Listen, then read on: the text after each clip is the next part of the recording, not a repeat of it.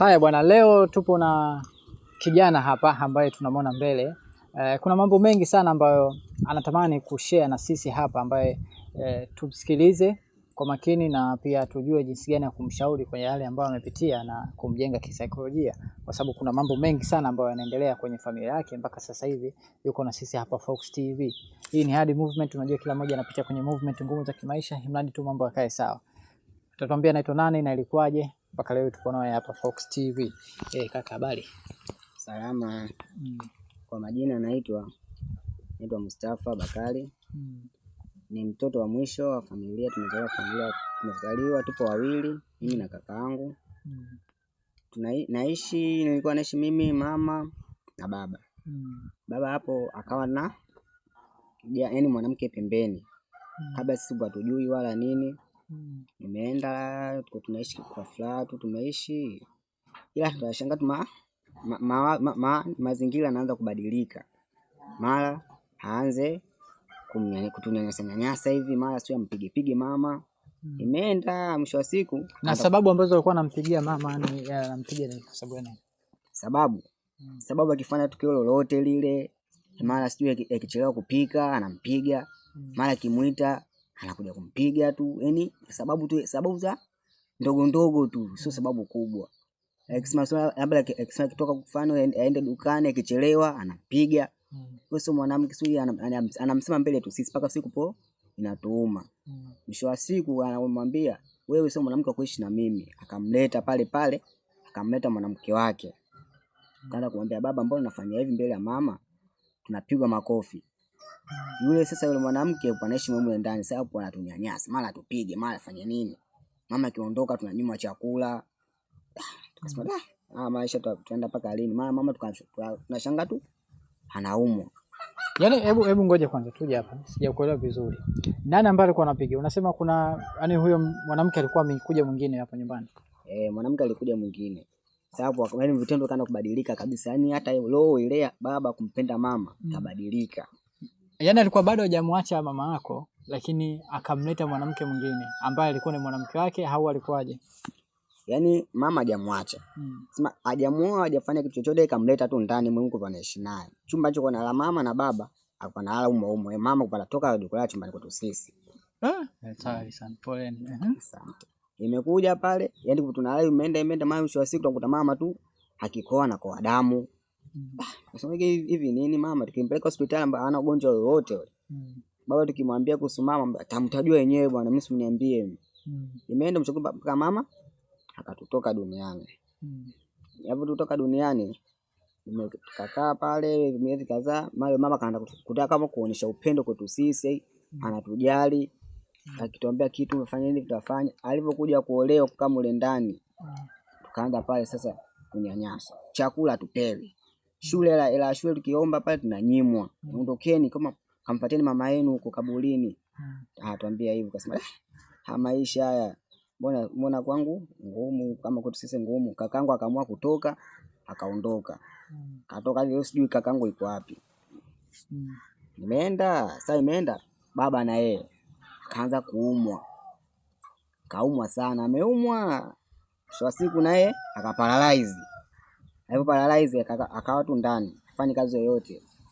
Mama yule anatoka anaondoka, kirudi anatukana yule baba, sio anafanya nini? Sio hata ufe sijui nini. Baba naye akuchukua mwaka akafariki. Alipofariki mimi nilikuwa darasa la 7. Akafariki pale, nikaenda kushinda yule mama. Kila nimeishi naye nikamwambia mama, mimi nataka niende kwa ndugu nikakae kwa bibi. Ananiambiaje, kwa bibi yako uende hapo, nabaki hapa na mimi. Basi pale anifanya vituko mpaka nikaacha shule. Nikaacha shule pale nikaanza kupigwa. Yaani kumanyanyaso juu ya manyanyaso. Sio kweli. Nikaamua kutoroka. Nimetoroka. Na yeye alikuwa na mtoto mwingine au alibatika kupata mtoto pamoja na baba yako? Hapana, bwana mtoto. Yaani bwana mtoto yoyote yule. Yaani ukipoweka kama yeye tu pale. Kwa hiyo watu wake ndio tulikopo sisi kwa sasa hivi. Mimi nikaamua kutoroka pale nyumbani. Nilipotoroka. Yaani manyanyaso gani makubwa ambayo ukasema haya ukashindwa kuvumilia au hata kakako akashindwa kuvumilia akaamua kuondoka? Tumezoea kuona manyanyaso ya mama wa kambo, labda kupiga, wengine wanachoma na pasi. wengine wanafanya vitu vitendo vya kikatili, unyanyasaji wa kijinsia. Upande wako walikuwa wanafanya vitendo gani ambavyo ukasema hivi vimekisiri, ngoja niondoke nyumbani? Yaani mimi mpaka kuna muda anachukua kisu kile cha moto ananitishia kunipeleka mbele, wananitishia kunipelekea, ila kuvumilia tumevumilia iko hapa kuchoka.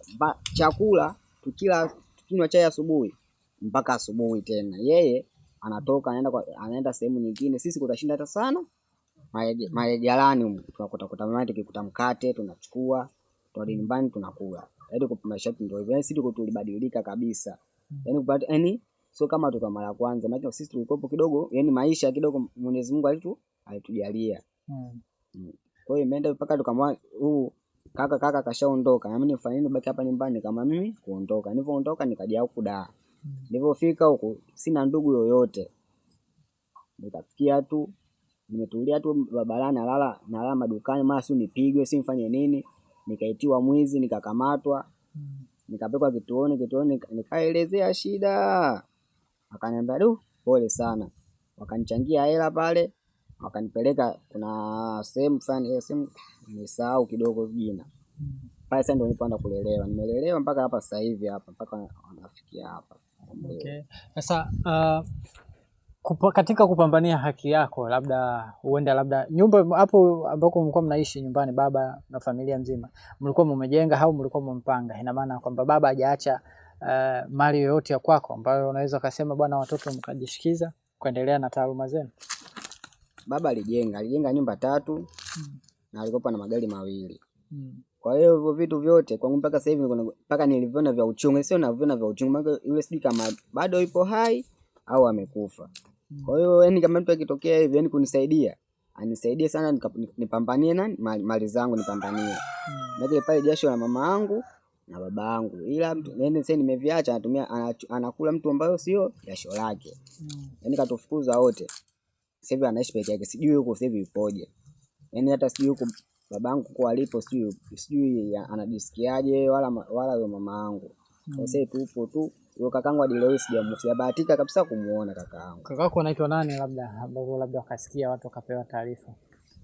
Anaitwa Mudi Muhammad Bakari. Maarufu sana huko, anajiita mwenye Maswaga. Okay. Atangalia kuondoka hadi sasa simuoni. Jamani, Maswaga huko ulipo, ndugu wako kama hivi anakutafuta, ukapambanie haki yenu, si ndio hivyo? Unahisi mkiungana na kakako kidogo haki yenu mtaipata? Tukiungana kidogo haki yetu itapatikana. Maana yake ni mkubwa. Kwa hiyo tukienda hata sehemu husika hivi tunapata haki yetu, tutasikilizwa. Mimi nikienda kama mimi kusikilizwa, itakuwa vigumu, itaonekana kama muongo. Ni serikali wanataka mtu kidogo, mtu mkubwa yani wa kuelezea. Mimi sasa simjui ndugu yoyote. Yaani bibi sijui kama bado ipo hai au nani. Simjui ndugu yoyote. Okay. Hadi sasa hivi hapa. Kwa hiyo zaidi ya mtu ambaye mlikuwa mnamjua ni bibi. Na kwa nini wakati unakimbia kuna kipindi ulikuwa unamhitaji bibi? Na mama ulikuwa unamwambia yule mama wako wa kambo kwamba unamwambia nataka niende kwa bibi. Kwa bibi ulikuwa ukifahamu, labda ukasema labda ukimbilie huko kwa bibi? Yaani kwa bibi nilienda mdogo sana. Yuko kumbukumbu za kwenda kule sipakumbuki. Yaani hivyo tulivyotoka kule, tulivyokuja walivyotoka kijijini kuhamia kijiji cha pili. Kwa hiyo kule mimi sikumbuki. Yaani kupo sana nikopo mimi nipo nyumbani, nikitoka shule nipo ndani. Yaani kupo tembei. Kwa mpaka wazazi wangu kufariki, yule mama kamba alikuwa anapajua kwa naniliu kule kwa bibi. Kwa hiyo nikamwambia nipeleke, hata likito bwana ikatalia kunipeleka mpaka nikaamua kuacha shule. Ndio nikama kukimbilia huko mjini. Okay. Sawa. Haya, unahisi marehemu mama alifanya kosa kubwa sana la kwamba baba achukue mke wa pili, kwa jinsi ulivyokuwa unaona mpaka baba alikuwa anampiga labda mama, anamnyanyasa mpaka akamchukua mke wa pili? Unahisi kuna makosa aliyokuwa anafanya? Kwa sababu unaenda kuwa baba pia, unaenda kuoa. Unahisi mama alikuwa anakosea? Hapana, mama hajakosea. Mama kupana makosa yoyote. Ila tu yani pale kama kuna ushirikina fulani umetumika kumzuga mama, yani kumtoa kabisa fahamu mama, afu na kuna baba kumtoa. Yani mradi yule baba ampende yule naniliu mwanamke wake wa pembeni. Kwa hiyo pale nilipokuwa naenda, baba kirudi nyumbani yupo namuona kama takataka fulani vile kwa mpende, yani bila kosa yeye kataka kumpiga tu. Yani hapo ndio siko tunavyoona sisi. Hapo sasa tunajua tena huku hatujui tena mambo mengine. Maana wengine yote tena wazazi wenyewe sijajua kama yako wana makosa mengine hapo zidi ya kuona sisi au. Pole sana. Usilie, jikaze. Ni kitu ambacho ni kweli kinaumiza, lakini jikaze kama mtoto wa kiume, mambo yote yatakaa sawa. Kwa sasa hivi unajishughulisha na kitu gani ambacho kinakufanya uendelee kusurvive? Mimi sasa hivi nipo tu, yani nimefunguliwa tu genge, nipo tu kwenye genge nauza tu matunda basi. Ndio kitu ninachojishughulisha sana hapa sasa hivi. Okay, wamekuajiri na unapewa mshahara kwa muda gani na kiasi gani unalipwa? Wananipa 15,000 kwa mwisho wa mwezi, kula juu yao, kulala juu yao. 15,000 wananilipa kwa mwezi. Na kinatosheleza kwenye mahitaji yako? Mahitaji yangu mimi hayatoshelezi, ila nifanye nini sasa? Kati huko ndio nimekuja, sina ndugu, sina nani, nipo tu. Kwa hiyo nitakubali tu na matokeo. Nafanya kazi, nikipewa hela yangu ndio hiyo niko nayo na unategemea hiyo. Ni ile muda mwingine hiyo mahitaji mengine nibadilishe nguo, ninunue kitu hiki. Okay. Sawa. Haya, unalipi la kuwashauri wa baba, kwa sababu tunafahamu watu wengi wanaoa wake zao labda wanafariki na wana watoto, wanatamani kwamba hao watoto wasiishi wenyewe, basi ngoja nitafute mke wa pili. Kwa hiyo wanakuwa ni wanalelewa tena na mama wa kambo. Unashauri nini wa baba? Wazingatie nini kwenye swala la kuongeza mke mwingine? Swala la kuongeza mke wa pili. Yaani mama amefariki, kuongeza mke wa pili. Sawa, ni ruksa, ila sana tuwasikilize, yaani tusikilizwe na sisi watoto. Ukifanya kosa tumwambie, ila sasa ukifanya kosa ukimwambia mzazi anakuwa mkali, yaani akusikilize. Kwa hiyo tusikize pande zote mbili kwanza. Yaani ukitaka kuoa au ukishaoa wasikiza pande zote mbili inasemaje. So ugomvi wa mtoto unamhukumu mtoto peke yake, hujui ugomvi umeanzia wapi. Kama kaanza mama, wewe hujui. Yaani wewe unahukumu tukio, yaani unamsikiza sana mama kwa sababu mama ndo mke wako. Kwa hivyo inatumaiza sana sisi watoto, yaani inatuharibu kisaikolojia. Okay. Na pia mimi ninachokiona kingine kwamba wasiwaweke mbali sana na ndugu, kwa sababu kama hapo ulikuwa unamfahamu bibi tu, lakini ndugu wengine ina maana hawapo, hamfahamiani nao, ina maana hilo inakuwa pia ni tatizo. Hata kwenye haki zenu kama mtoto, sawa, yule mwanamke pia labda na haki zake kwa sababu alishaolewa na mume na baba yako, kwa sababu pia hana haki hiyo. Huenda labda na nyinyi mngepata haki yenu ya makazi na malazi. Hapo ni lazima yaani kutupeleka kwa ndugu, kutujulisha ndugu yako upande wa mama au ndugu yako upande wa baba, yaani kuwajua. Na hicho hivyo kutujua, kama hapo tukio hivyo nitokea mimi hapa kujifunza. Maana simjui ndugu yote zidi ya bibi, na bibi sijui sasa hivi yuko wapi. Haya. Sasa hivi mali kama hizo zimepotea. Sasa hivi kupo najua kuna ndugu wakinishika mkono kunitetea mali zile, hata kama yeye mama kaolewa akipata cha kwake. Nashauri hivi jamani, ndugu ni muhimu. Okay. Haya. Kwa sasa hivi umri uliofikia ni ngumu kurudi shule, si ndio hivyo? Na ushaingia kwenye harakati, au ndoto yako ipo vipi kuendeleza elimu ya namna ipi? Au biashara tu? Yaani mimi ndoto yangu kubwa ilikuwepo yaani umeme wa magari, kutengeneza umeme wa magari. Ndo ndoto yangu kubwa. Ila ndio kama ndoto yangu isha feli, imenisha njiani, sikumaliza shule. Na sijui kama nitapata mdhamini kuniendeleza au vipi. Mimi sasa hivi hapa sijui kama nitafanya hiyo kazi au vipi. Nipo tu. Sawa. Haya bwana. Nadhani tumemsikia ndugu yetu hapa kijana kajieleza na vitu ambavyo amepitia. Kwenye lolote kama mnaweza kushauri au labda kusaidia kwa maoni kwa namna moja au nyingine, tutawasiliana. Kama kuna mtu anahitaji kumuona, kumtembelea, kumtia moyo, pia mawasiliano yapo, kijana yupo, si ndio hivyo?